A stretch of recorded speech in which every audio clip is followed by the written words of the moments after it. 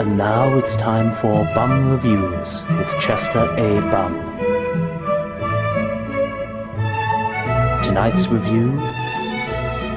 Twilight 4. No, actually, that's Red Riding Hood. You're serious? Yes. This isn't Twilight 4? No. Alright. You're absolutely serious about Yes, that? yes, it's in the opening credits. Alright. Do this again. Tonight's review... Red Riding Hood. So obviously Twilight 4. I know, just go with it. Oh my god, this is the greatest movie I've ever seen in my life! I'm on my way to grandmother's. Spoilers! There's this girl named Red Riding Hood. Actually, she's called something else, But you won't call her that! And she's in love with this boy who looks like Edward? Because it is Edward. It's so obviously no, it Edward. isn't. This is No, it Twilight. isn't. We're watching Will you Twilight, stop for it? God's sake. I'm professional. And it turns out their town is under attack by a werewolf! Because it's so obviously Twilight. Sorry.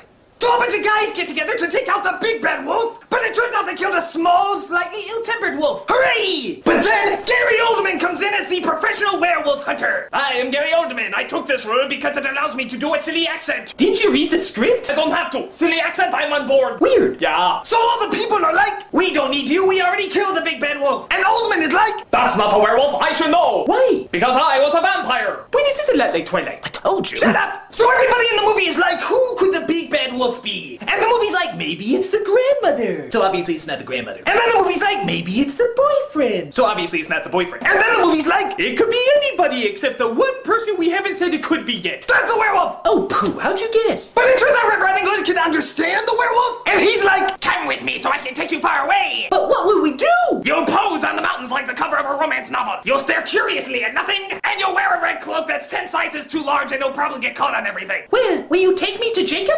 Ooh! What do you think you're watching? This isn't Lost! So Red Riding Hood turns down his offer because... He's a friggin' wolf, and everybody thinks that she's a witch because she can understand the wolf. Which is kinda true. I mean, all the boys she falls in love with have hair gel years before it was invented. Gotta be something supernatural about that. So, to lure the wolf out, they chain her to a chair and put this giant wolf mask on her. And everybody's like, Why is she wearing the wolf mask? it's symbolic that there is a beast in all of us, even in the most beautiful of creatures. And it'll look cool in the trailer. cool in the trailer. So the wolf comes, but they get her behind a church? Because the wolf can't... Can't enter on church grounds. It's like the movie Sleepy Hollow, only this one's not intentionally funny. I think. But the wolf bites Gary Oldman, and thus they have to kill him. Before you die, tell me what your accent was. Okay. So Red Riding Hood finally figures out who the werewolf was. So she goes to grandmother's house to try and save her. When all of a sudden The boyfriend arrives, and she's like, You're the wolf! No, I'm not. "Die!" Ow, you stabbed me. I still love you. But when she makes it to grandmother's house, it turns out it wasn't the boyfriend. It was her father. That's not true! That's impossible! Search your feelings. You know it to be true. But the father's like, Dude, you should totally be a werewolf. It's like the coolest thing ever. How? you are invincible. Except for silver, churches, sharp objects. Oh, and the fact that you can't go where other people can go and everybody's trying to kill you.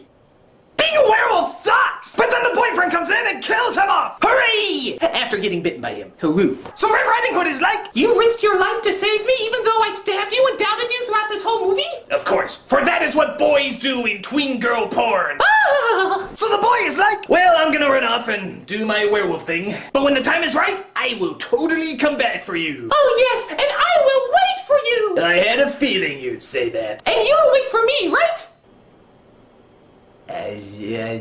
Tween girl porn? Oh yes, of course I will, because that's what every male thinks about. Only their female counterpart, and nothing else. Ah! This is tripe. So the boy is about to go off and live with his werewolfiness, but suddenly Red Riding Hood is like, Wait a minute, we barely had a romance! what? Most of the movie was just trying to figure out who the werewolf was. We barely even talked to each other. Oh, that's a good point.